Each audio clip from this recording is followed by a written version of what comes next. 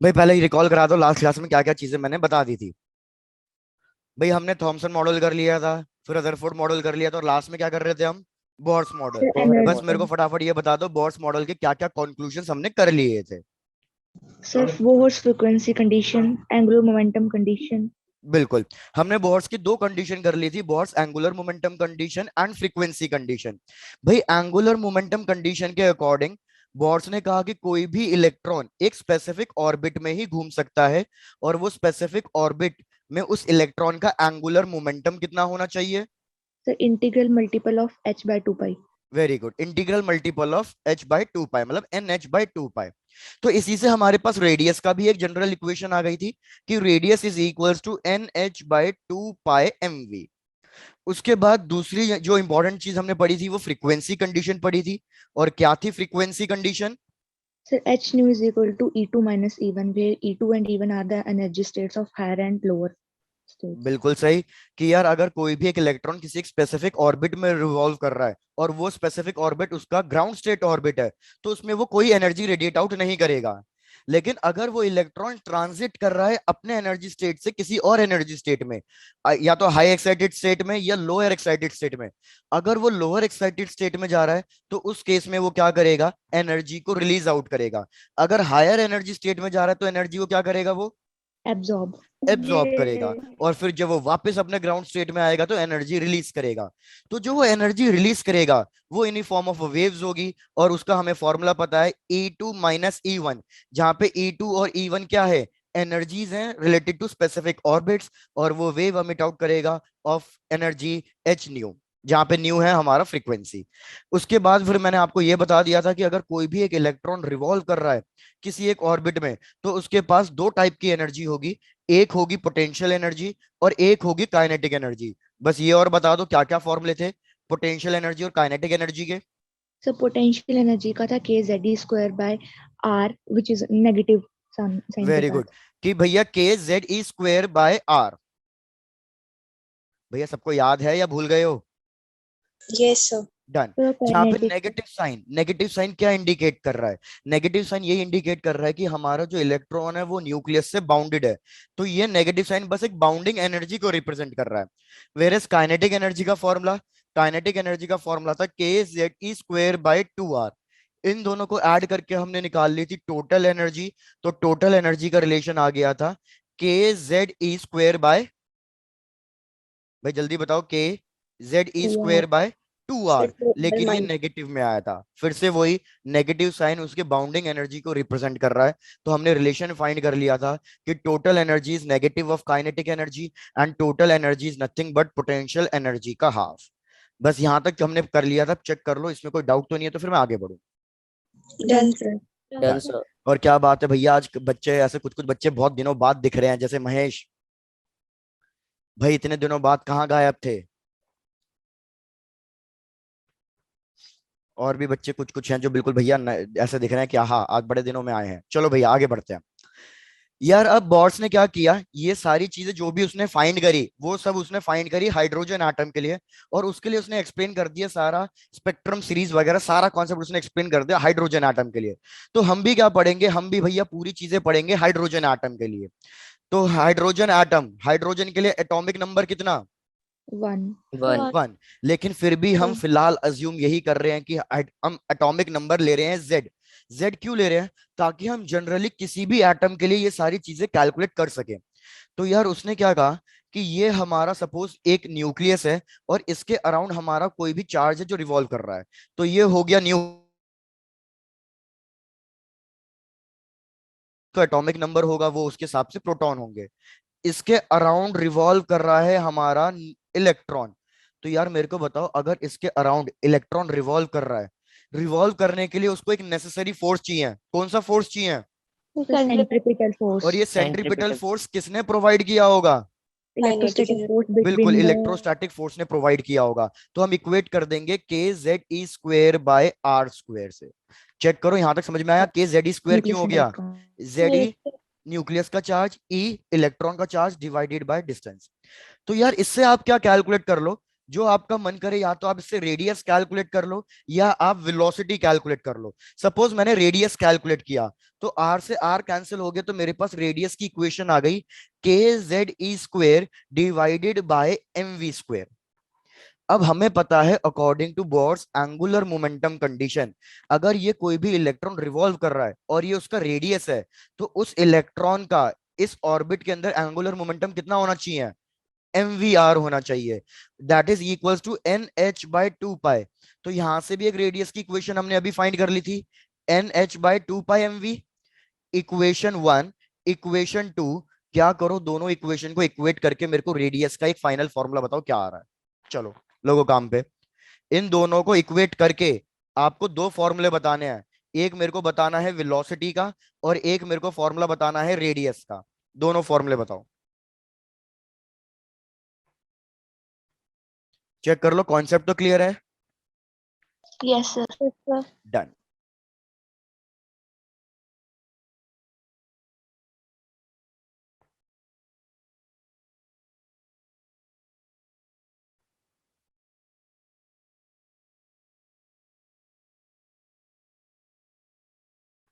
Sir, velocity का आया 2 pi kz² by nh.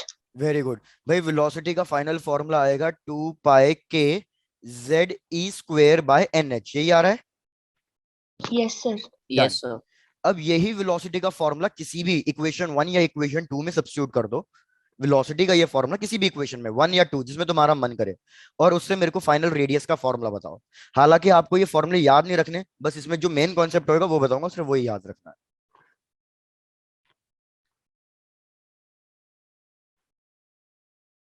Sir, radius का आया n² h² by m 4 pi square k² z² e4.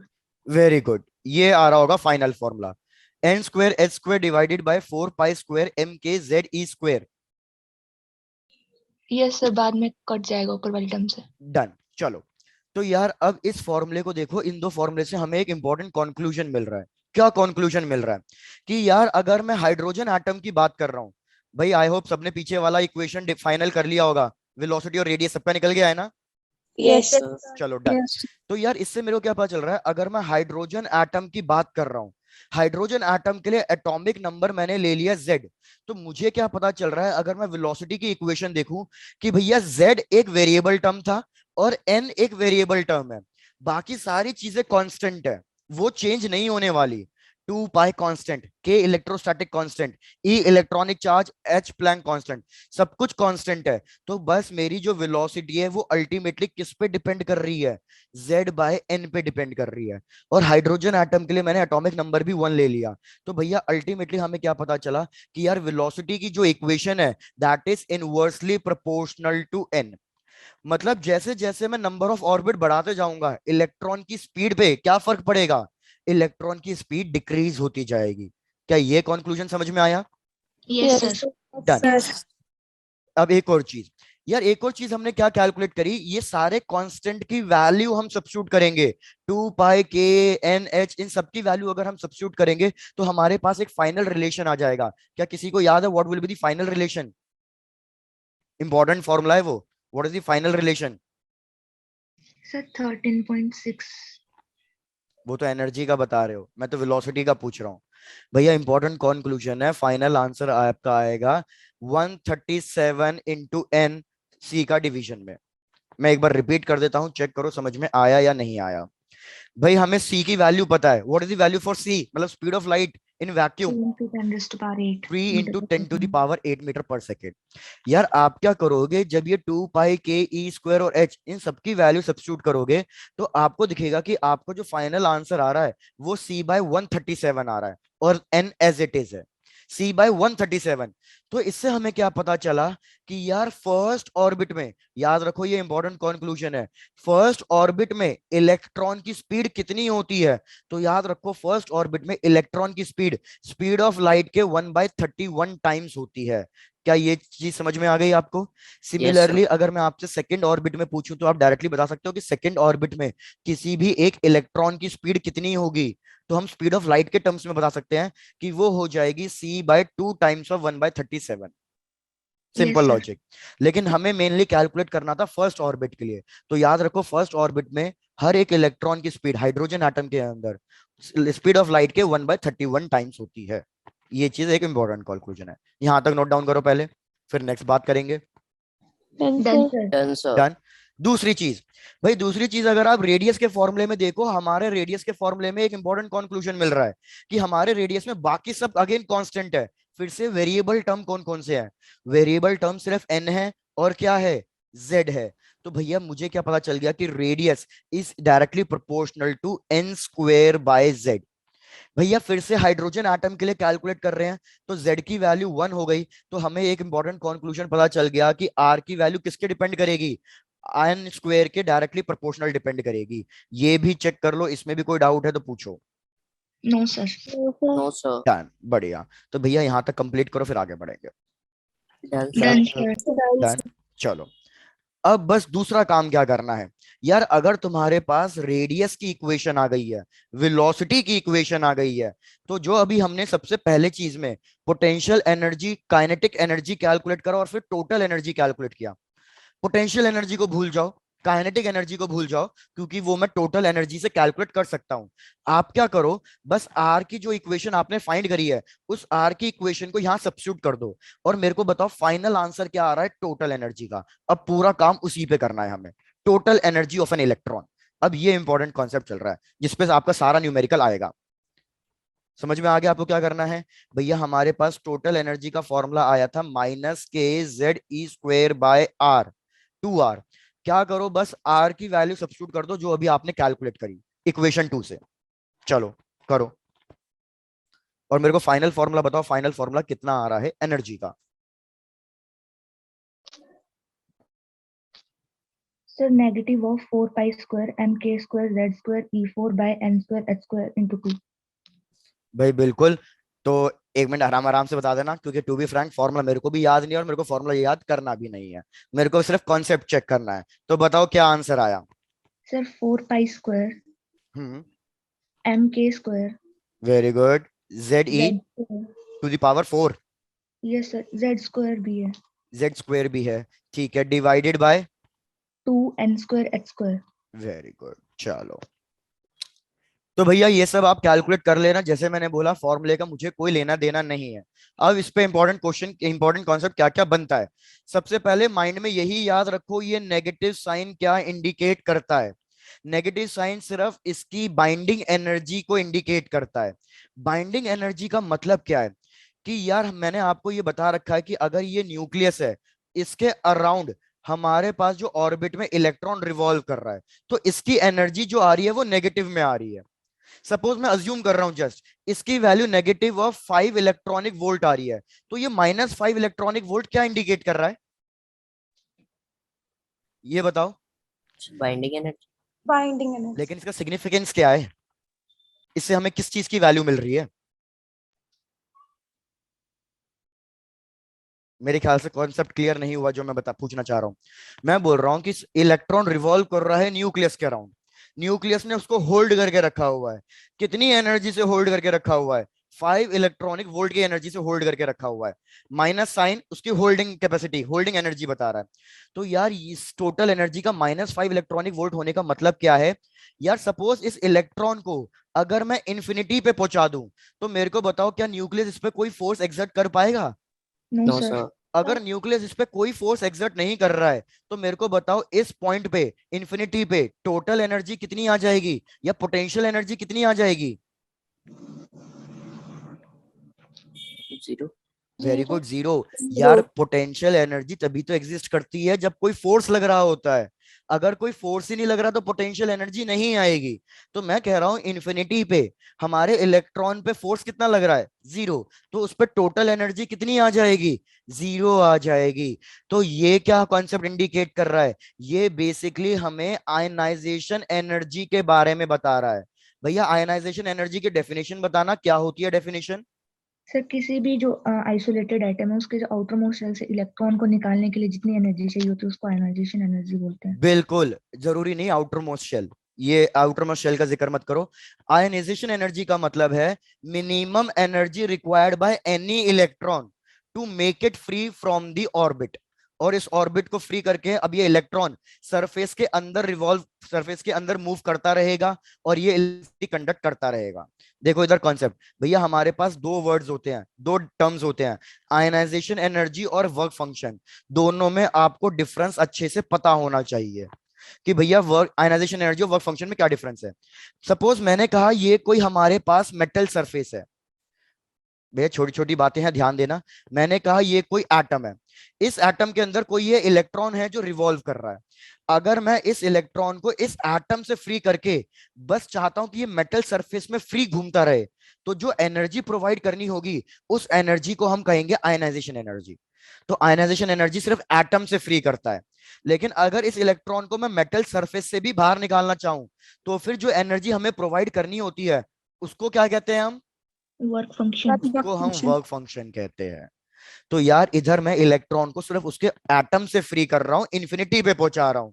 तो ये नेगेटिव साइन का मतलब क्या है कि मेरे को इतनी ही एनर्जी पॉजिटिव में करनी है।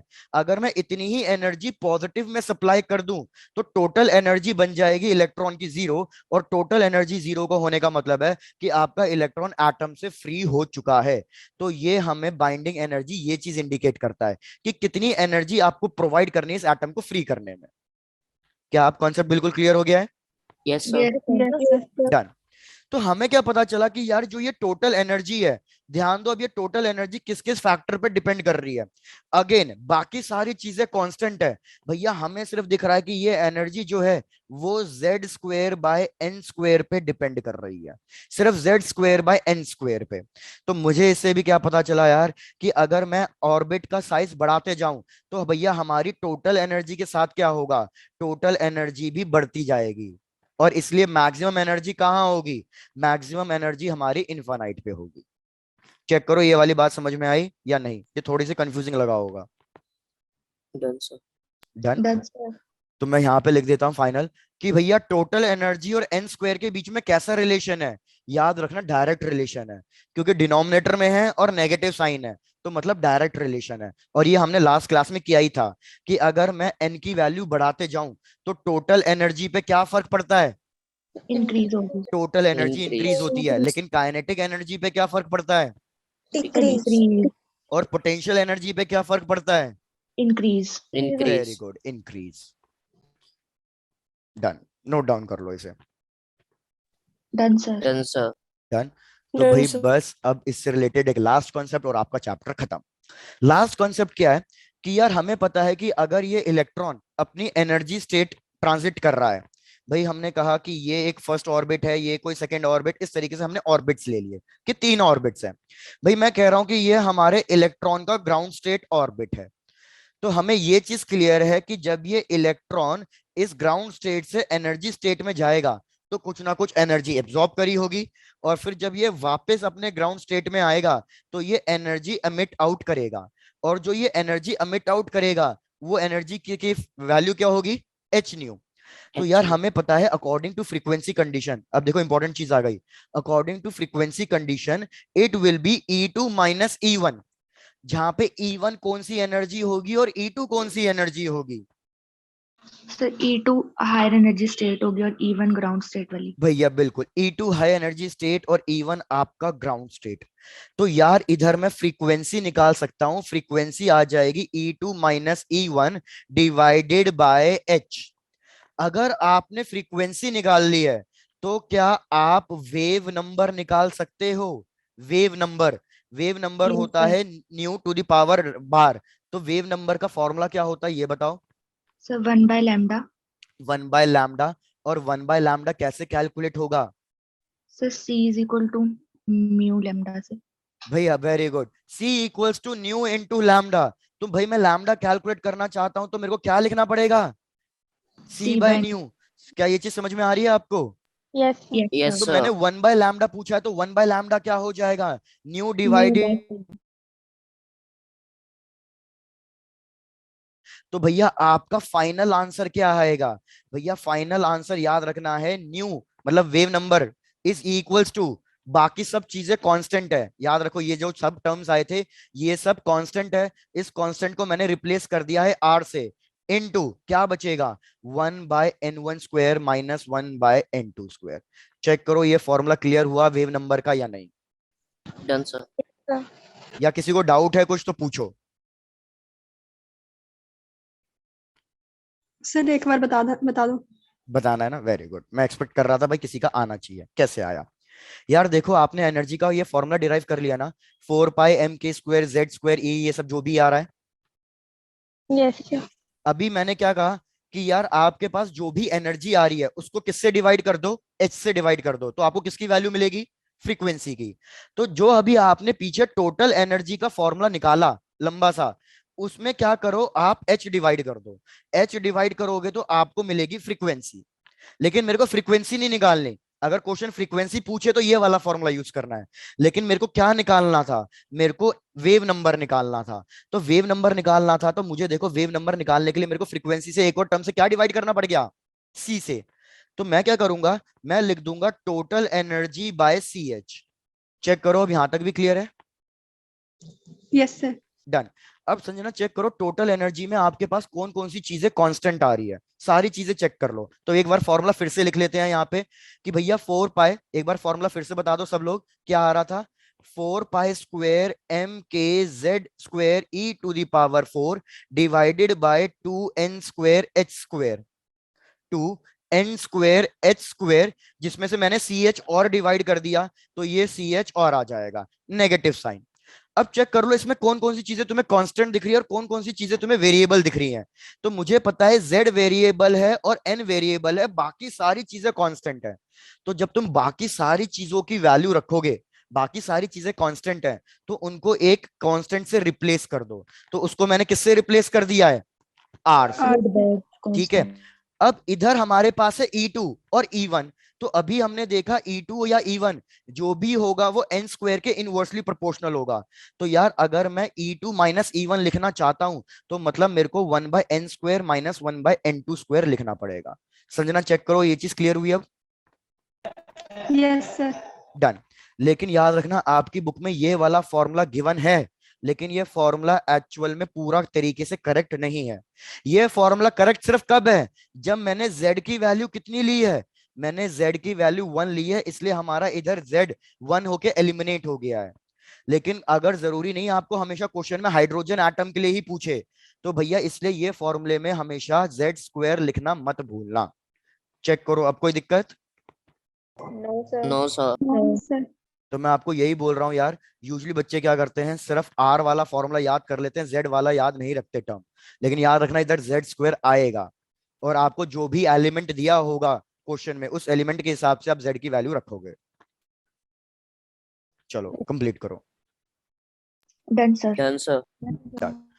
तो यार मुझे पता चल गया कि अब भाई डेफिनेटली अगर इलेक्ट्रॉन ट्रांजिट करेगा तो वो कुछ ना कुछ वेव्स एमिट आउट करेगा। वेव्स एमिट आउट करेगा तो हमें प्रॉपर एक स्पेक्ट्रम सीरीज मिल जाएगी। अगर हमें प्रॉपर एक स्पेक्ट्रम सीरीज मिल रही है तो भैया उस सीरीज की ग्रुपिंग के हिसाब से हमने कुछ डिवाइड कर दिया है। सबसे पहली सीरीज आप सबको पता होगा कौन सी सीरीज है, लेमन सीरीज। भाई लेमन सीरीज में मुझे बताओ n1 की वैल्यू कितनी होगी, n1 मतलब ग्राउंड स्टेट, ग्राउंड स्टेट की वैल्यू कितनी होगी 1। और n2 की वैल्यू कितनी होगी, एक्साइटेड स्टेट कौन सा होगा भाई, 1 से ऊपर सारे एक्साइटेड स्टेट ही हैं, 2 2 3 4 सारे एक्साइटेड स्टेट ही हैं। तो भैया हमारा फॉर्मूला क्या बन जाएगा लेमन सीरीज के लिए, हमारा फॉर्मूला बन जाएगा r divided by 1/1² minus 1/n2²। और जहां पे क्वेश्चन में आपको n2 की वैल्यू गिवन होगी। समझ में आई ये चीज। Yes, sir. याद रखो ये जो लेमन सीरीज है ये कौन सी कैटेगरी में फॉल डाउन करती है, तो याद रखो ये अल्ट्रा वायलेट रीजन में फॉल डाउन करती है। ये क्वेश्चन पूछ लेता है कभी कभी कि Lyman series is falls down in ultraviolet region. Similarly मेरे को बताओ नेक्स्ट सीरीज कौन सी होती है, Balmer series. Very good Balmer series. उसके अंदर ग्राउंड स्टेट कितना लेंगे, 2. Very good. अगर ग्राउंड स्टेट 2 है तो एनर्जी एक्साइटेड स्टेट कौन सा होगा, 3, 4 and so on. बिल्कुल 3 4 एंड सो ऑन, इस तरीके से, बिल्कुल सही। तो अब ये कौन सी कैटेगरी में फॉल डाउन करेगा, Visible reason. वेरी गुड, ये फॉल डाउन करता है ना विजिबल रीजन। तो अगर बेलमर सीरीज की हमें मिल रही है स्पेक्ट्रम तो वो हमें दिखाई देगी विजिबल रीजन। थर्ड वाला बताओ, Passion. वेरी गुड भाई, बहुत बढ़िया। आपको पता ही है, मेनली सिर्फ क्या करना, 3 सीरीज तक ही याद कर लेना, उससे भी हमारा काम चल जाएगा। बाकी बुक में 5 सीरीज तक गिवन है, पी फंड ब्रैकेट ये सब, लेकिन अगर आप 3 तक भी याद कर लोगे तो हमारा काम बन जाएगा। इसके लिए ग्राउंड स्टेट कितना? तो 3. Very good, ground state 3। तो हमारा एनर्जी स्टेट कितना हो जाएगा? 4 से Sir, स्टार्ट 4, होके 5. So on. 5 ये कौन से रीजन में फॉल डाउन करेगा? infrared. इंफ्रारेड। अब याद रखो, हमारी अब जो भी बाकी सीरीज आएंगी वो सारी की सारी इंफ्रारेड रीजन में ही लाई करेगी। तो जैसे हमारी नेक्स्ट सीरीज होती है ब्रैकेट सीरीज, तो यार याद रखो ब्रैकेट सीरीज या पी फंड सीरीज, ये सारी सीरीज हमारी कौन से उसमें लाई करेगी? सबकी सब अब Infrared. इंफ्रारेड रीजन में ही लाई करेगी। और इन सब के लिए अब आप ग्राउंड स्टेट वगैरह लिख ही सकते हो। जैसे इसके लिए ग्राउंड स्टेट हो जाएगा 4, एनर्जी स्टेट हो जाएगा हमारा 4 से ऊपर वाला, and all will lie in the infrared reason. Complete कर लो इसे। Done, sir. Done, sir. Done, sir. Done, बहुत बढ़िया। अब यार मेरे को बताओ, ये जो बॉर्स मॉडल है, क्या उसने ये सारे एलिमेंट्स के लिए स्पेक्ट्रम सीरीज बताई थी या सिर्फ हाइड्रोजन एटम के लिए स्पेक्ट्रम सीरीज बताई थी?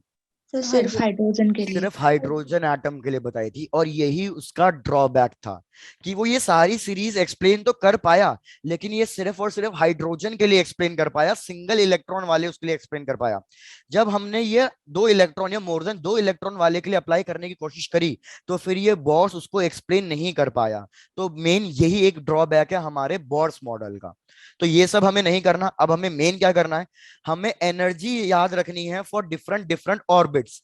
तो यार एनर्जी का फॉर्मूला अभी अभी हमने देखा कि एनर्जी डिपेंड कर रही है माइनस साइन Z²/n² में। तो क्या यार आप मेरे को एनर्जी कैलकुलेट करके बता सकते हो कि एनर्जी कितनी आएगी बाकी सारे कांस्टेंट को रख के?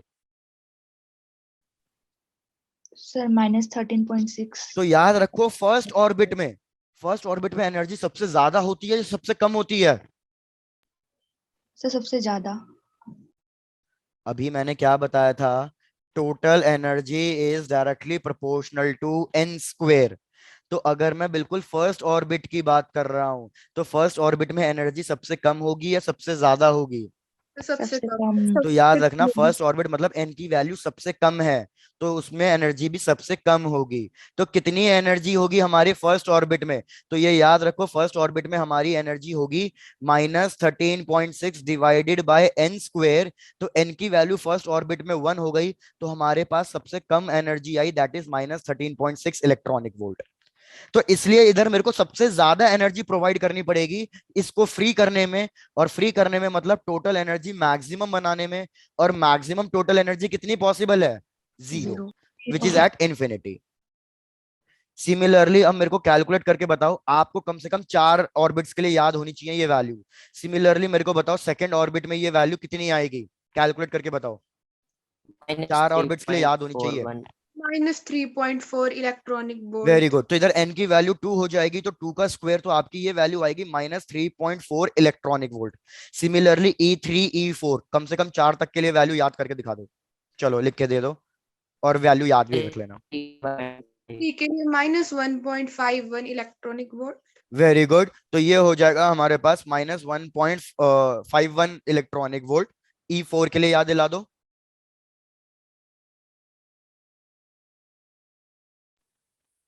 -0.85 इलेक्ट्रॉनिक वोल्ट. भाई बहुत बढ़िया, ये सारी वैल्यूज याद रख लो और नोट डाउन कर लो। हमारा चैप्टर खत्म, अब हमें करने हैं क्वेश्चंस। Done sir. डन। तो चलो फटाफट सारा कॉन्सेप्ट रिकॉल करा देता हूँ, जो भी हमने कर लिया चैप्टर का आपको पूरा याद हो जाएगा। भाई हमने स्टार्टिंग करी लास्ट क्लास के रिकॉल से, एंगुलर मोमेंटम की कंडीशन याद रखनी है बस पूरे चैप्टर में। सिर्फ आपको आज की क्लास का याद रखना है, पिछली क्लास भूल भी जाओ कोई दिक्कत नहीं है। आपको सिर्फ इतना याद रखना है कि कोई भी इलेक्ट्रॉन रिवॉल्व करेगा तो उसका एंगुलर मोमेंटम होना चाहिए NH/2π, और रेडियस के अकॉर्डिंग होना चाहिए NH/2πmv। और अगर इलेक्ट्रॉन ट्रांजिट कर रहा है तो उसका भैया हमारे पास एक एनर्जी निकलेगी, एनर्जी से फ्रीक्वेंसी निकलेगी, और उससे वेव नंबर निकल जाएगा। आपको वेव नंबर का फॉर्मूला याद रखना है, RZE² into 1/n1² minus 1/n2²। Potential energy, kinetic energy, total energy, ये सब तो हमने कर ही लिया था। ये डेरिवेशन थी, लेकिन बस डेरिवेशन से मैंने आपको क्या समझाया कि भैया फर्स्ट ऑर्बिट में या जो हमारे इलेक्ट्रॉन की वेलोसिटी है वो अकॉर्डिंग टू ऑर्बिट कैसे डिपेंड करती है, तो वो C/137 फैक्टर के हिसाब से चेंज होती रहती है। फर्स्ट ऑर्बिट में C/137, सेकंड ऑर्बिट में इसी वैल्यू को n से डिवाइड करते जाना, तो आपको second orbit, third orbit, fourth orbit, इस तरीके से इलेक्ट्रॉन की स्पीड की वैल्यू मिलती चली जाएगी। फिर हमें एक और चीज क्या पता चली कि आर की वैल्यू एन स्क्वायर के डायरेक्टली प्रोपोर्शनल होती है। जैसे जैसे हम एन की वैल्यू बढ़ाएंगे, रेडियस ऑफ द ऑर्बिट बढ़ता जाएगा। फिर उसके हिसाब से हमने टोटल एनर्जी निकाल लिया, और इंपॉर्टेंट कंक्लूजन क्या मिला कि हमारी टोटल एनर्जी -ZE²/n² के प्रोपोर्शनल होती है, मतलब एन स्क्वायर के डायरेक्टली प्रोपोर्शनल। एन की वैल्यू बढ़ेगी तो टोटल एनर्जी बढ़ेगी, और हमारी मैक्सिमम टोटल एनर्जी पॉसिबल है in zero which is at infinity. और यहाँ पे नेगेटिव साइन यही इंडिकेट कर रहा है कि मेरे को कम से कम इतनी एनर्जी प्रोवाइड करनी पड़ेगी इस इलेक्ट्रॉन को फ्री करके बिल्कुल इंफिनिटी पे पहुंचाने के लिए। भैया आप डन है तो बताओ, मैं क्वेश्चन देना शुरू करता हूँ। Done sir. चलो डन। या आ जाओ क्वेश्चन पे। सबसे पहले लेते हैं भैया इजी क्वेश्चन या डिफिकल्ट क्वेश्चन? से डिफिकल्ट। डिफिकल्ट है। चलो भैया वही क्वेश्चन दे रहा हूँ जो आया हुआ क्वेश्चन है, चेक कर लो। वैसे तो सिंपल सही है, इसमें पूरा चैप्टर ही बहुत फुद्दू चैप्टर है, बिल्कुल लिमिटेड क्वेश्चंस हैं, कुछ ज्यादा दिमाग नहीं लगाना पड़ता। भाई हमने कहा ये हमारे orbits N1, N2, N3, N4 अलग अलग इलेक्ट्रॉन से जो ट्रांजिट कर रहे हैं। भैया देखते जाना, एक इलेक्ट्रॉन है जो इधर ट्रांजिट कर रहा है, दूसरा ये वाला ट्रांजिशन है, तीसरा हमारा ये ट्रांजिशन, अभी मैं सारे मार्क कर दूंगा, एक ये वाला ट्रांजिशन है, और लास्ट एक ये ट्रांजिशन है। इतने सारे ट्रांजिशन हमें गिवन है। पहले डायग्राम ड्रॉ कर लो, इतने में क्वेश्चन लिख देता हूं। क्या क्वेश्चन है? First part, which transition results in, भैया first part, which transition results in emission of wavelength 496 nanometers. Second part, which transition corresponds to emission of maximum wavelength? Which transition corresponds to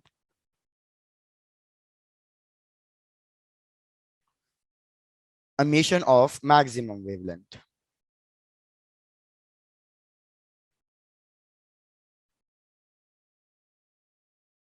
चलो try to solve it.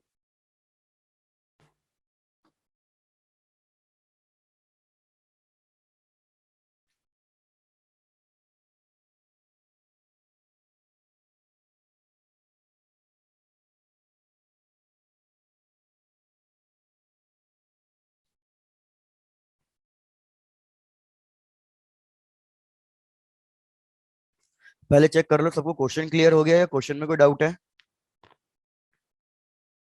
No, sir. चलो done, try to solve it then.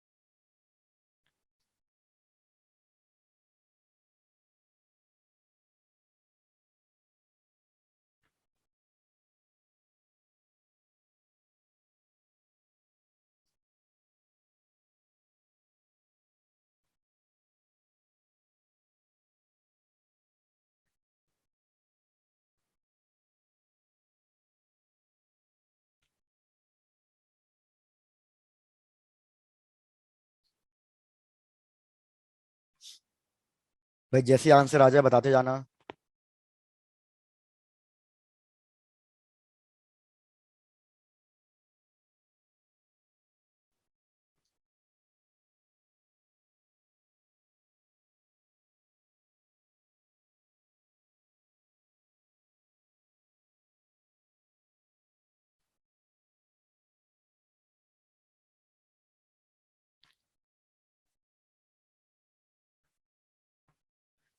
मेरे को values recall कराते जाओ।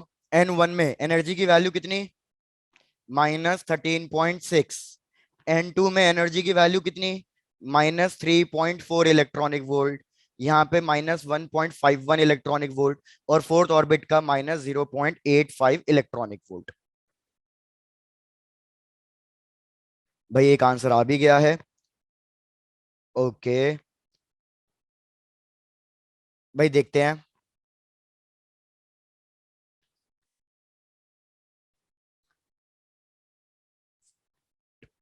भाई सुहानी और पलक, आप दोनों का आंसर सेम है, देखते हैं कि आंसर वही है या नहीं। भाई दोनों के आंसर सही हैं, पलक एंड सुहानी, बढ़िया।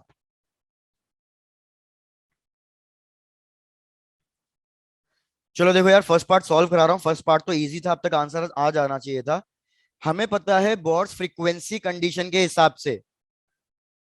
ओके दिवेश, आप सेकंड पार्ट का आंसर बता रहे हो, दैट इज 3 to 2 एंड 3 से लेके 2 तक वाला। चलो चेक करने दो। नहीं दिवेश, सेकंड पार्ट का आंसर सही नहीं आ रहा। चलो देखो फर्स्ट पार्ट। भाई फ्रीक्वेंसी कंडीशन के हिसाब से h nu should be equals to energy का difference, that is E2 - E1। अब यार मुझे पता है न्यू का formula, that is Hc/λ is equals to delta E। यार याद है मैंने ड्यूअल नेचर में बताया था, Hce की वैल्यू याद रख लो। कितनी वैल्यू बताई थी मैंने Hce की? भाई किसी को याद है Hc की वैल्यू मैंने ड्यूअल नेचर में याद करने के लिए बोली थी? सर 1240। 12480। तो यार वही वैल्यू रखो डिवाइडेड बाय लैम्डा, लैम्डा की वैल्यू 496। इन सारी वैल्यू को सब्स्टिट्यूट करके कैलकुलेट करो। चलो 12480 electronic volt nanometre divided by, हमारे पास वेवलेंथ है 496 नैनोमीटर। इसको सॉल्व करो और मेरे को बताओ कितना आंसर आ रहा है।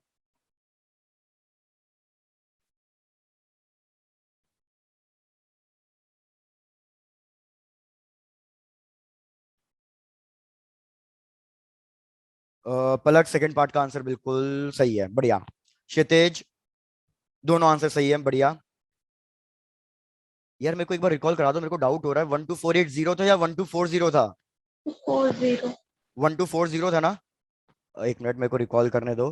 1240 इलेक्ट्रॉनिक वोल्ट डिवाइडेड बाय, हाँ ठीक है डन। मैंने वैल्यू गलत लिख दी। 1240, माई मिस्टेक भाई, माई मिस्टेक। भाई आंसर्स निकल के आ गए? Sir 2.5 very good. इलेक्ट्रॉन तो यार वोल्ट। डेल्टा ई की वैल्यू अगर आप कैलकुलेट करोगे तो आपके पास आएगी 2.5 इलेक्ट्रॉनिक वोल्ट। तो अब आपको क्या चेक करना है कि कौन से दो एनर्जीज को सब्ट्रैक्ट या ऐड करूं जिससे मेरे पास जो डिफरेंस है वो 2.5 का आ जाए। तो मेरे को बताओ, क्या आप 13.6 और 3.4 इन दोनों को ऐड करोगे तो क्या आपके पास जो क्या कहते हैं डिफरेंस है वो 2.5 आएगा? बिल्कुल नहीं आएगा। अगर मैं 1.51 और 0.85 को ऐड करके देखूं तो भैया क्या मेरे पास डिफरेंस 2.5 आएगा? नहीं, ये भी नहीं आएगा। तो हमें पता चल गया कौन से केस में डिफरेंस 2.5 आएगा हमारे पास। भैया वो 3.4 और 1.5 को ऐड करने पे। चेक करो इधर कि यार जब मैं डेल्टा ई लिखूं -3.4 माइनस ऑफ -1.51, इसको अगर आप सॉल्व करोगे तो ये हो जाएगा 3.4 प्लस ऑफ 1.51। इसको जरा सॉल्व करो और चेक करो वैल्यू कितनी आ रही है।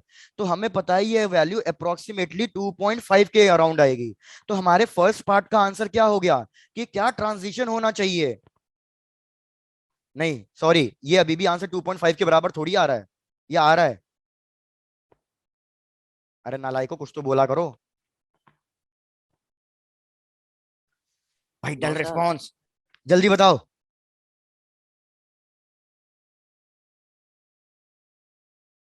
भाई मैं बोल बोल के थक गया, अरे कुछ बोल दो।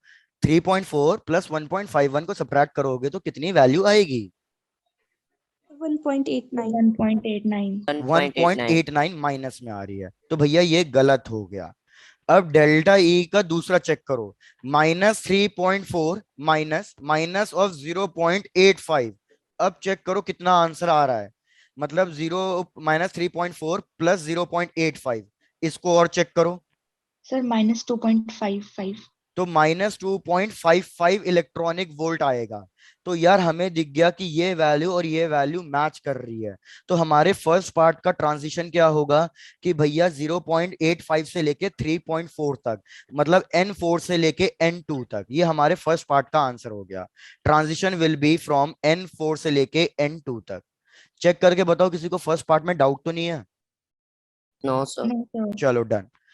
अब सिमिलरली सेकेंड पार्ट का आंसर सिंपल हो गया है। सेकेंड पार्ट हमें पता है H C by lambda is equals to delta E. तो मेरे को बताओ डेल्टा ई और लैम्डा में कैसा रिलेशन है? तो हमें पता है Inverse. डेल्टा ई और लैम्डा में इनवर्स रिलेशन है। इनवर्स रिलेशन है तो इसका मतलब क्या है? अगर मेरे को मिनिमम वेवलेंथ चाहिए तो भैया मेरा ट्रांजिशन कैसा होना चाहिए, मेरा एनर्जी डिफरेंस कैसा होना चाहिए? Maximum. मेरा एनर्जी डिफरेंस मैक्सिमम होना चाहिए। तो मेरे को सोच के बताओ कौन से केस में एनर्जी का डिफरेंस जो आएगा वो मैक्सिमम आएगा?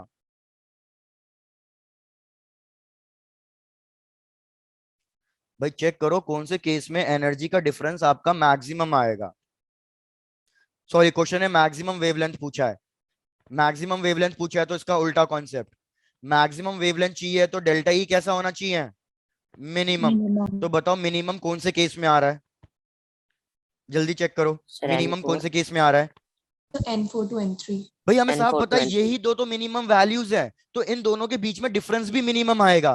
तो हमारे सेकंड पार्ट का आंसर कोई कैलकुलेशन नहीं करना, आप डायरेक्टली आंसर लिखोगे। सेकंड पार्ट का आंसर N4 से लेके कहां तक आएगा?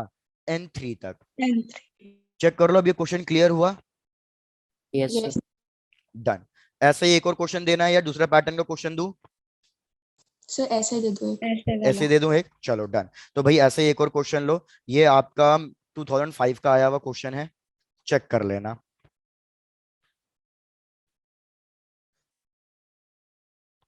कितने हैं 4 ऑर्बिट्स? फिर से वही सब, n equals to 1, n equals to 2, 3, 4। भाई एरो मार्क्स ड्रॉ कर रहा हूं, देखते जाना। ये जा रहा है 1 से लेके 3 तक, एक ये, एक ये, एंड एक है हमारा 2 से 4 से लेके this thing.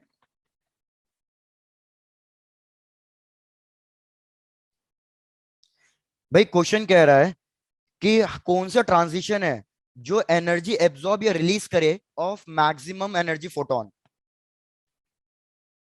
Maximum energy of photon कौन से ट्रांजिशन में होगी, बस क्वेश्चन ने यही पूछा है। Emission of photons of maximum energy।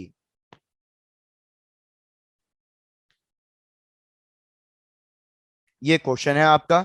इसको ट्रांजिशन 1 कह लो, इसको ट्रांजिशन 2, इसको ट्रांजिशन 3 एंड ट्रांजिशन 4।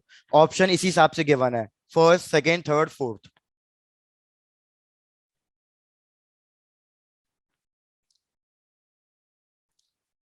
भैया इसमें बहुत इजी है, क्वेश्चन है एमिशन बोल दिया, तो सबसे पहले तो आप ये चेक करो कौन से ट्रांजिशन में एमिशन होगा।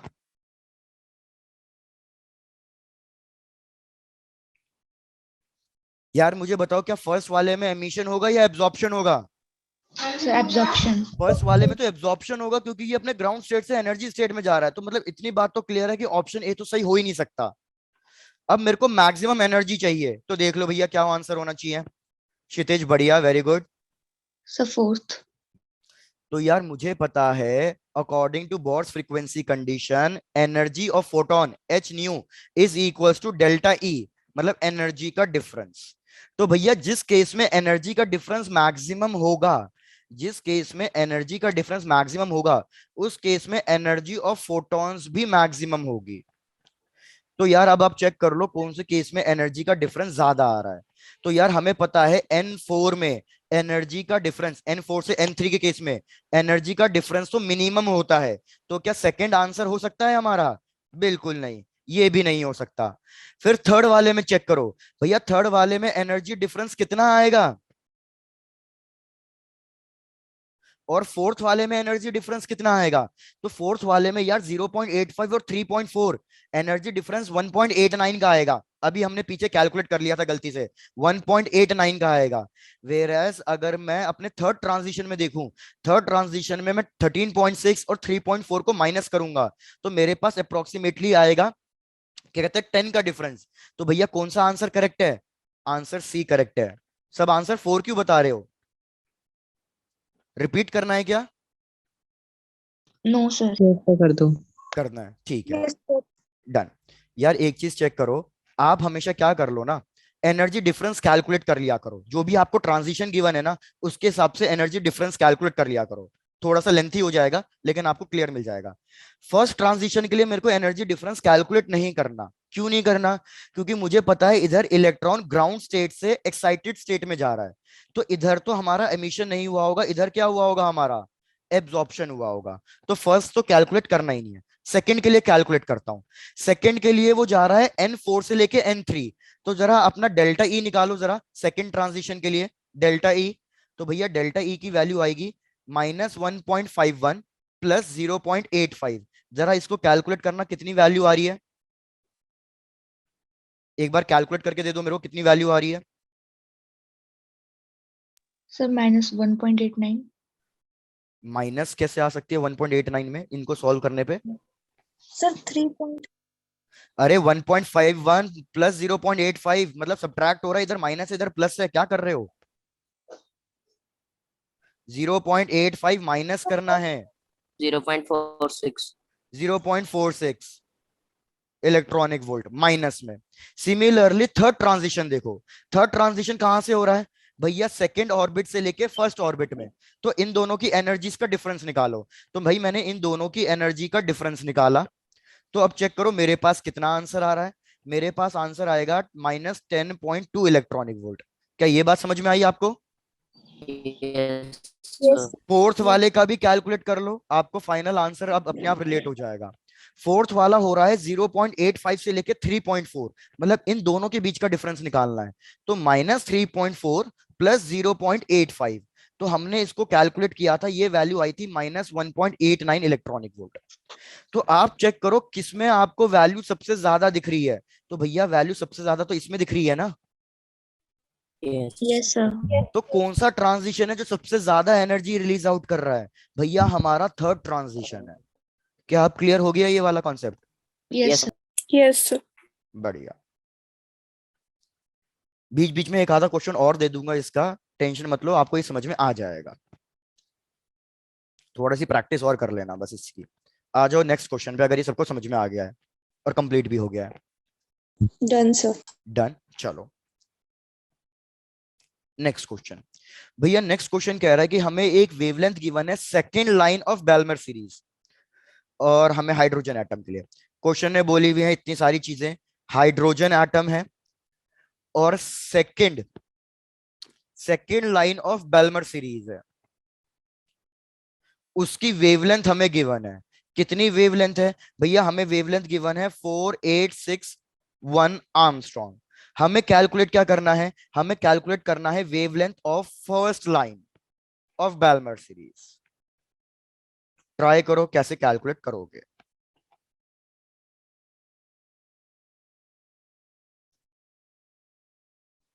क्वेश्चन चेक कर लो पहले, क्वेश्चन क्लियर है या नहीं। हाइड्रोजन एटम है तो मतलब एटॉमिक नंबर के बारे में पता चल गया, atomic number 1। Second line of Balmer series की वेवलेंथ गिवन है, हमें वेवलेंथ कैलकुलेट करनी है first line of Balmer series.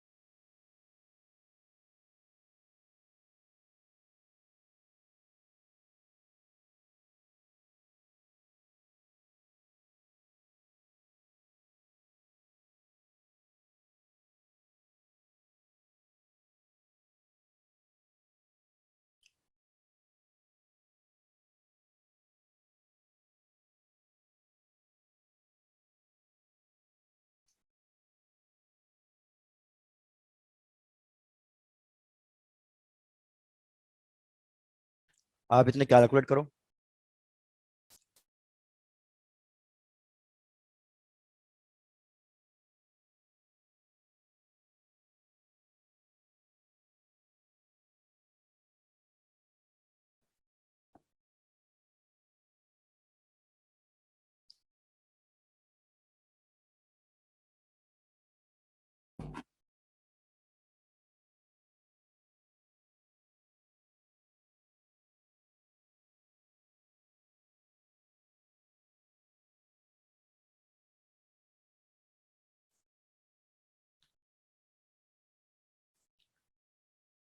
Divesh नहीं, आंसर सही नहीं आ रहा।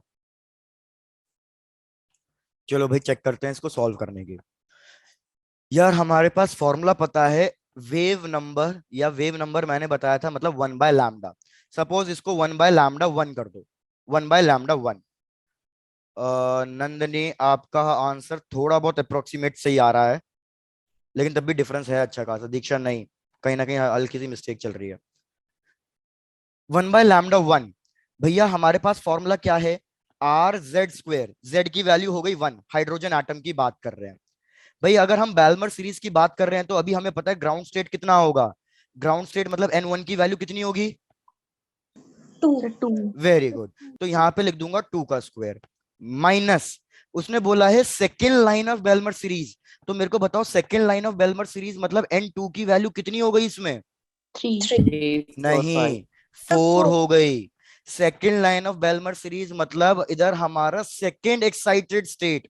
सेकेंड एक्साइटेड स्टेट मतलब N2 की वैल्यू कितनी होगी, 4 होगी। क्या ये चीज समझ में आई आपको। 4. तो यस यहाँ सर। पे आप लिखोगे 1/4 स्क्वायर। तो इसको जरा सिंप्लीफाई करो, z की वैल्यू को 1 रखो, इस 1/λ1 की वैल्यू निकाल के बता दो r के टर्म्स में कितनी आ रही है। तो 4, 2 का स्क्वायर 4, 4 का स्क्वायर 16, 16 लिया एलसीएम, जरा सॉल्व करो, एलसीएम लेके बताओ कितना आ रहा है ये। 3r/16. वेरी गुड, तो ये आ जाएगा 3r/16, इक्वेशन 1। सिमिलरली लिखो अब इक्वेशन 2। इक्वेशन 2 1/λ2, मेरे को λ2 कैलकुलेट करना है। r as it is, N1 की वैल्यू अभी भी 2 है। अब first line of Balmer series बोला है, तो first line of Balmer series मतलब अब N2 की वैल्यू कितनी होगी, 3। 3 होगी। जरा इसका भी एलसीएम लेके सॉल्व करो कि भैया 1/λ2 की वैल्यू कितनी आ रही है। So 5r/36. Very good, 5r/36। तो यार आपके पास दो इक्वेशंस हैं, इन दोनों को डिवाइड कर दो, आर आर कैंसिल हो जाएगा। λ1 की वैल्यू आपको क्वेश्चन में गिवन है, आपको कैलकुलेट करनी है λ2 की वैल्यू। चलो ट्राई करो। मेरे को लग रहा है आप सबने गलती बस इसी में कर दी है, आपने फर्स्ट केस में N2 की वैल्यू सही सब्स्टिट्यूट नहीं करी थी। मैं यहां लिख देता हूं ताकि आपको बाद में याद रहे। N1 की वैल्यू तो 2 हो जाएगी, बैल्मर सीरीज है, लेकिन N2 की वैल्यू इस केस में 4 होगी और इस केस में N2 की वैल्यू 3 होगी।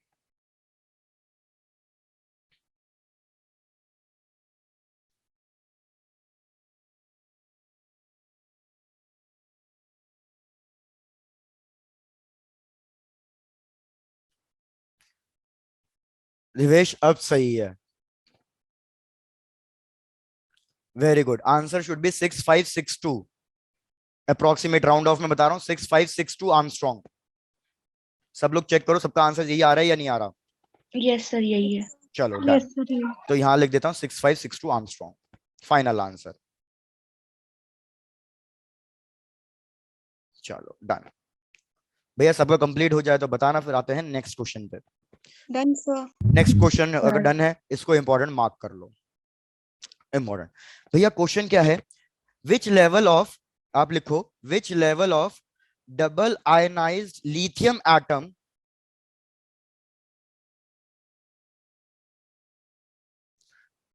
which level of double ionized lithium atom has same energy, has same energy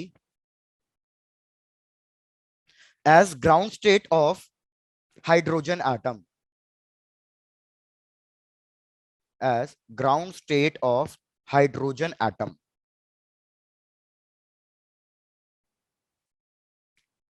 check करो क्वेश्चन क्लियर है या नहीं। Yes, sir. Yes, done. sir. Question कह रहा है कि भैया लिथियम एटम का कौन सा energy level, energy level find करना है। कौन सा एनर्जी लेवल की एनर्जी सेम है as ground state of hydrogen atom? Simple सा क्वेश्चन है बहुत, लेकिन बस इंपॉर्टेंट क्वेश्चन है। Try to calculate.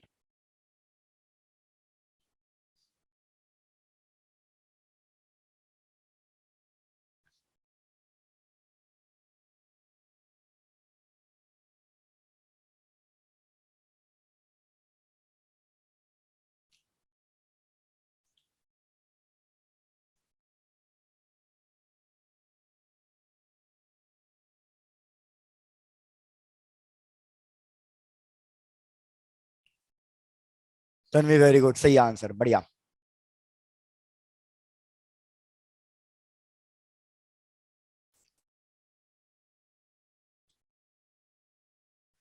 सुहानी, दिवेश बढ़िया, दीक्षा, सबका आंसर सही है भाई, वेरी गुड। सबको पता है मतलब इस टाइप का क्वेश्चन कैसे करना है। क्षितिज सही। कि यार हमें क्वेश्चन ने बोला हुआ एनर्जी ऑफ जो लिथियम डबल आयनाइज्ड एटम है, इसकी एनर्जी और हमारे हाइड्रोजन एटम की जो एनर्जी है वो बिल्कुल सेम है। तो यार एनर्जी का फॉर्मूला हमें पता था ना, एनर्जी का फॉर्मूला पूरा कांस्टेंट याद नहीं रखना है। क्या याद रखना है सिर्फ? कि energy is directly proportional to Z square by N n square. square. N square. तो बस वही वैल्यू सब्स्टिट्यूट करनी है आपको, Z square by N square की वैल्यू। तो भैया यहाँ पे सब्स्टिट्यूट कर दो, ये हो जाएगा Z of lithium square divided by N square, n one कर दो इसे, equals to Z of hydrogen का square divided by ground state of hydrogen. Ground state of hydrogen मतलब एन वन की वैल्यू कितनी हो गई इस केस में? 1. वन हो गई। 1. बस कैलकुलेट कर लो, आंसर आ जाएगा भैया आपके पास। भैया लिथियम के लिए एटॉमिक नंबर और हाइड्रोजन के लिए एटॉमिक नंबर आपको पता ही होगा। Yes, hydrogen sir. के लिए 1, लिथियम के लिए 2. 3। 3. 3 3। Yes, sir. मैंने हीलियम बोला या लिथियम बोला? लिथियम है ना? Lithium. ठीक है, मेरे को लगा मैंने ही गलत बोला है। Done, sir. डन, Done, चलो sir. भाई। Done, sir. तो यहाँ पे लिख रहा हूँ डायरेक्टली आंसर, हमारे एन की वैल्यू आएगी 3। किसी को अगर कोई डाउट हो इस क्वेश्चन में तो प्लीज पूछ लेना, इंपॉर्टेंट क्वेश्चन था।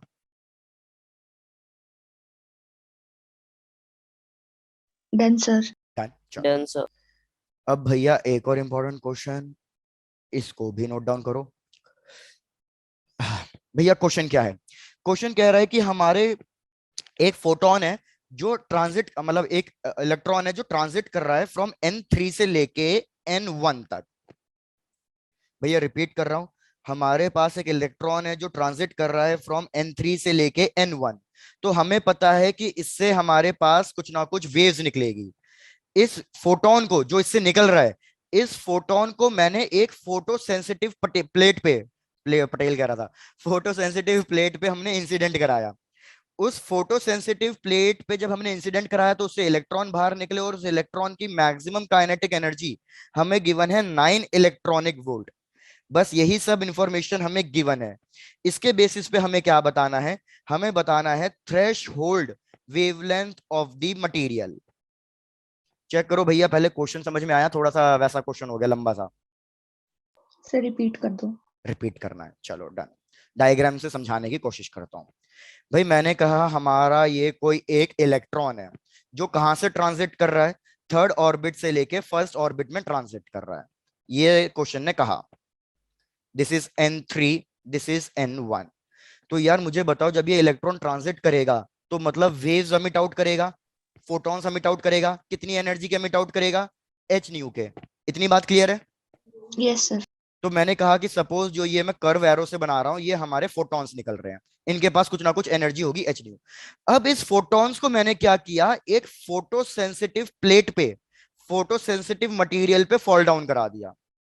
अब आपको याद हो ये हमने डुअल नेचर में पढ़ा था, फोटो इलेक्ट्रिक इफेक्ट, कि अगर कोई लाइट वेव, कोई भी यूवी रेज हमारी फोटो सेंसिटिव मटेरियल प्लेट पे फॉल डाउन करेगी तो क्या बाहर निकलना शुरू हो जाएंगे? इलेक्ट्रॉन निकलना शुरू हो जाएंगे। और जो ये इलेक्ट्रॉन निकलेंगे उनकी कोई ना कोई एनर्जी होगी, काइनेटिक एनर्जी। तो क्वेश्चन ने बोला है कि इन फोटॉन्स को हमने फोटो सेंसिटिव मटेरियल पे फॉल डाउन कराया, इससे इलेक्ट्रॉन बाहर निकले, और उन इलेक्ट्रॉन की काइनेटिक एनर्जी कितनी है? Maximum 9 electronic volt. अब आपको डुअल नेचर भी याद होना चाहिए कि भैया ये जो यूवी रेज आप फॉल डाउन करा रहे हो, इनकी मिनिमम कोई ना कोई वेवलेंथ होनी चाहिए, तो ही हमारा इलेक्ट्रॉनिक एमिशन स्टार्ट होगा। अगर हमारी वेवलेंथ इस वेवलेंथ से छोटी है तो एमिशन नहीं होगा इस केस में। वेरएस अगर बड़ी या इक्वल है तो ही हमारा एमिशन स्टार्ट होगा। क्या याद आया photo electric effect? Yes, sir. तो इस वेवलेंथ को हम क्या कहते हैं? Threshold wavelength. तो आपको ये थ्रेश होल्ड वेवलेंथ कैलकुलेट करके बतानी है। तो ये क्वेश्चन हमारा क्या हो गया? एटम्स और ड्यूअल नेचर दोनों का कंबाइंड हो गया। चलो ट्राई टू कैलकुलेट।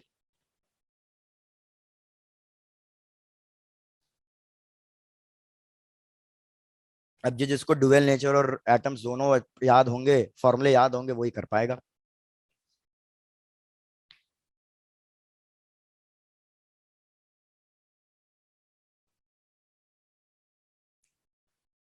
भाई प्लीज सब लोग रिपीट करके मतलब देख लो, रिकॉल कर लो, क्वेश्चन समझ में आ गया या क्वेश्चन भी समझ में नहीं आया है? Sir, आ गया. क्वेश्चन तो समझ में आ गया, डन।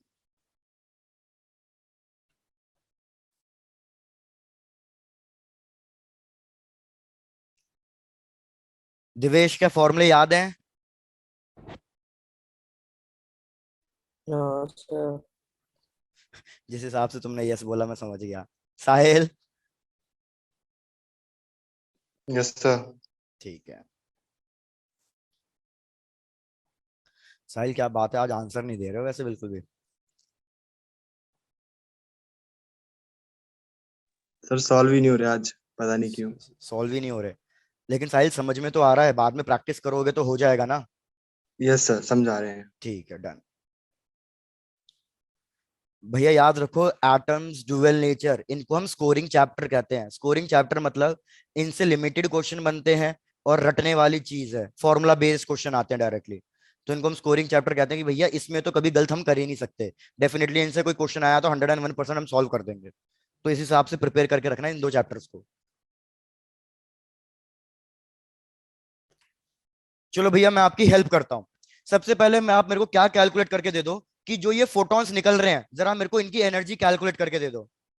चलो इतना काम करके दो मेरे को कम से कम।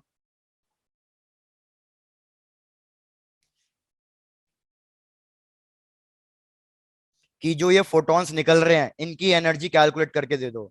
एच न्यू की वैल्यू कैलकुलेट करके दे दो। H nu is delta E, मतलब E2 माइनस E1।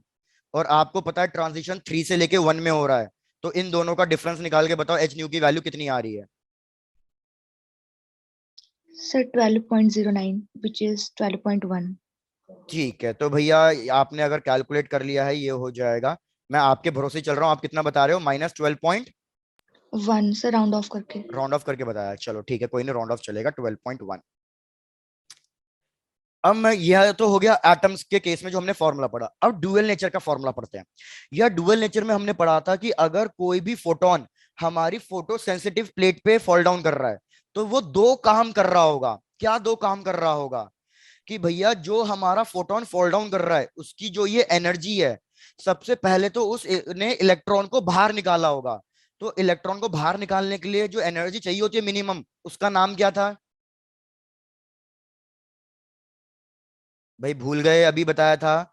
इलेक्ट्रॉन को मेटल प्लेट से बाहर निकालने के लिए, देखो इधर मैंने कहा क्या, इलेक्ट्रॉन को मेटल प्लेट से बाहर निकालने के लिए जो मिनिमम एनर्जी चाहिए उसका नाम क्या था? Work Work function. Work function. Function. तो हम कह रहे हैं कि भैया अगर मैं इस मटेरियल पे कोई एक लाइट रे फॉल डाउन करा रहा हूं, यूवी रेस फॉल डाउन करा रहा हूं, तो ये यूवी रेस की जो एनर्जी है वो दो चीजों में यूटिलाइज हो रही होगी। कौन सी दो चीजें हैं? सबसे पहला काम तो ये होगा कि उसने इलेक्ट्रॉन को सरफेस से बाहर निकाला, तो मतलब उसने वर्क फंक्शन दिया होगा। प्लस इलेक्ट्रॉन को बाहर जस्ट निकाला नहीं, इलेक्ट्रॉन को बाहर निकालने के बाद मूव भी कराया है। अगर इलेक्ट्रॉन को बाहर निकालने के बाद मूव भी कराया तो मतलब उसको क्या प्रोवाइड कराई है उसने? काइनेटिक एनर्जी प्रोवाइड कराई है। तो यार क्या मैं यहां से वर्क फंक्शन निकाल सकता हूं? वर्क फंक्शन क्या हो जाएगा? H new minus. Of kinetic energy. तो अभी अभी आपने एच न्यू की वैल्यू निकाली, कितनी आई थी? आपने कहा सर अप्रोक्सीमेटली 12.1। नेगेटिव साइन तो उसकी बाउंडिंग एनर्जी बता रहा था। Minus kinetic energy maximum question में कितनी गिवन है? 9 electron. 9. 9। तो यहाँ पे 9, दोनों में इलेक्ट्रॉनिक वोल्ट ही यूनिट है। तो भैया पहले वर्क फंक्शन कैलकुलेट करके बताओ इस मटेरियल का वर्क फंक्शन कितना आ रहा है, पहले इतना calculate. 3.1। Very good, 3.1 3.1। Electron volt. किसी को अगर राउंड ऑफ करना है तो भैया 3 लिख देना, कोई दिक्कत नहीं है, थोड़ा बहुत आ जाएगा। अब वर्क फंक्शन, भैया वर्क फंक्शन का फॉर्मूला क्या होता है? वर्क भी बेसिकली एनर्जी तो है।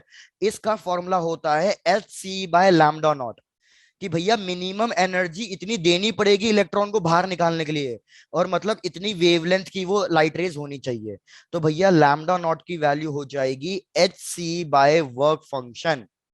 Hc का अभी अभी हमने बोला था क्या होती है value, 1240 electronic volt nanometers, divided by आपने वर्क फंक्शन निकाला।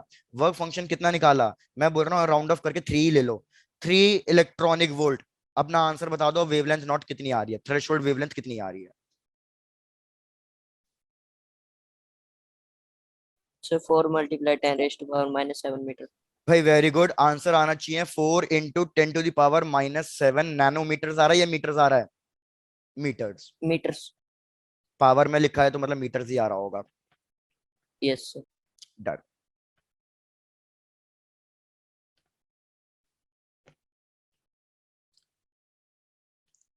भाई प्लीज सब लोग चेक करो। Done, sir. डन, चलो बढ़िया। Done sir. तो भैया यहाँ तक मैंने आपको हर एक मोस्टली टाइप के क्वेश्चन कराने की कोशिश करी है कि कैसे यूटिलाइज करना है। बाकी मैं आपको यही बता रहा हूँ, मेजर पैटर्न तो यही है जो सबसे ज्यादा आते हैं। एक वो ट्रांजिशन वाला आता है कि कौन सा ट्रांजिशन कौन सी वेवलेंथ या कौन सी एनर्जी को रिप्रेजेंट कर रहा है, एक पैटर्न ये बन गया आपका। दूसरा पैटर्न तो आपका यही बन गया कि कोई अलग अलग वो दिया होगा, बैल्मर सीरीज या लेमन सीरीज या कोई एक सीरीज। तीसरा पैटर्न ये है कि इधर लिथियम दिया हुआ है ना, तो एक बार क्वेश्चन आया हुआ है बोरॉन के लिए, इस तरीके से अलग अलग के लिए आया हुआ है। और एक लास्ट ये वाला आपका डुअल नेचर और एटम्स का मिक्स क्वेश्चन। तो चैप्टर खत्म है, कोई डाउट है तो पूछ लो, अब नेक्स्ट क्लास में नया चैप्टर स्टार्ट कर देंगे। सर अगर इलेक्ट्रॉन वोल्ट में निकलेगा तो 41 3.3 ही आएगा ना? मतलब अच्छा, आप इस वैल्यू को कन्वर्ट करके कह रहे हो? यस सर, अगर इलेक्ट्रॉन वोल्ट में निकालना हो सीधा, तो आंसर तो इलेक्ट्रॉनिक मतलब वोल्ट में निकल, नैनोमीटर में, इलेक्ट्रॉन नैनोमीटर्स में। वोल्ट। हाँ हाँ, फिर ठीक है, बिल्कुल बिल्कुल, इधर इस वाले ही कह रहे हो। डन।